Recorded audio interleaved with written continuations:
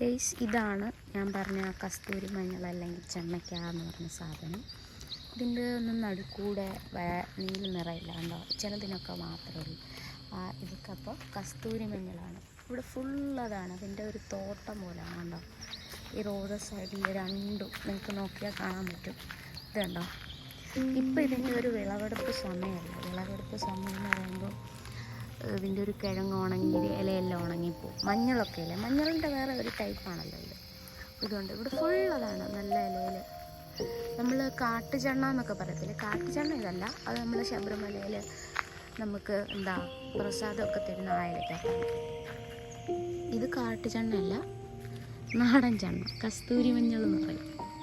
കണ്ടോ, ഇതിനൊരു പൂവുണ്ട് കേട്ടോ. ഈ മഴ സമയമാകുമ്പോഴാണ് ഇതിനൊരു പൂവുണ്ടാവും. ഫുള്ള് ഇതാണ്, ഈ സൈഡ് ഫുള്ള് നോക്കിയാൽ കാണാൻ പറ്റും.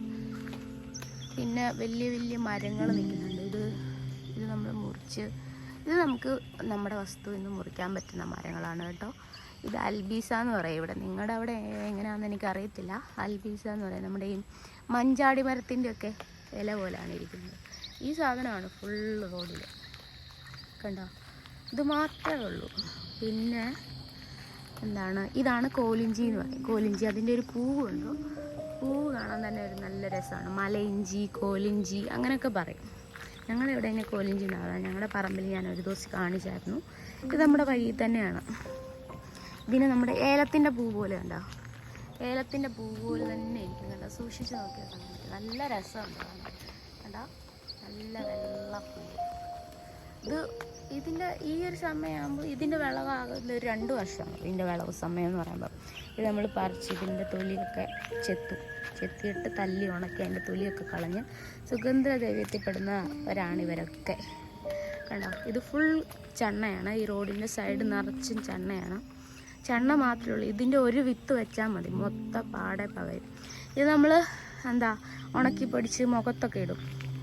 പിന്നെ എനിക്ക് തോന്നുന്നു, മാക്സിമം ഞാൻ കേട്ടിട്ടുണ്ട്, നിങ്ങളൊക്കെ കടയിൽ നിന്ന് വാങ്ങിക്കുന്ന മഞ്ഞൾപ്പൊടിയിൽ കൂടുതലും ഇതായിരിക്കും. ഒറിജിനൽ മഞ്ഞളല്ല. നമ്മുടെ വീട്ടിൽ ഒറിജിനൽ മഞ്ഞൾ പൊടിച്ച് വെച്ചിട്ടുണ്ട് കണ്ടോ. ഇതാണ്, ഇത് 2 സൈഡിൽ ഇങ്ങനെ നിൽക്കുകയാണ്. ഇതാണ് കോലിഞ്ചി കാണാത്തവർക്കായി ഇതാണ് കോലിഞ്ചി. കോലിഞ്ചിക്കൊരു ഉണങ്ങിയ പൂവാണ്, നല്ല പൂ തന്നെ. ഇതാണ് കണ്ടോ, കുറച്ചുകൂടെ താഴത്ത് പിടിച്ച് കാണിക്കാം. ഇതാണ് അതിൻ്റെ ഒരു പൂവ്. നമ്മുടെ ഏലത്തിൻ്റെ ഒക്കെ പൂവില്ലേ, ഏലത്തിൻ്റെ ഒക്കെ ഇല പോലെ തന്നെ ഏകദേശം. പക്ഷേ ഇതിൻ്റെ കിഴങ്ങ് വിളവെടുക്കുന്ന സമയത്ത് ഞാൻ കാണിച്ചു തരാം. പിന്നെ ഇവിടെ ഒത്തിരി എല്ലാം കാടാണ്, ഫുൾ കാടാണ്. പിന്നെ ഈ മരമാണ് നിങ്ങൾ കാണുന്നുണ്ടോ, ഇതിൻ്റെ ഈ വലിയ വണ്ണമുള്ള മരം, ഇതാണ് അൽബീസ എന്ന് പറയുന്നത്. ഇത് നമ്മൾ മുറിച്ചു കൊടുത്താൽ നമുക്ക് നമ്മുടെ പറമ്പിൽ നിന്ന് നമുക്ക് ആരുടെയും അനുവാദം ഇല്ലാതെ മുറിക്കാൻ പറ്റുന്ന ഒരു മരമാണ് അൽബീസ.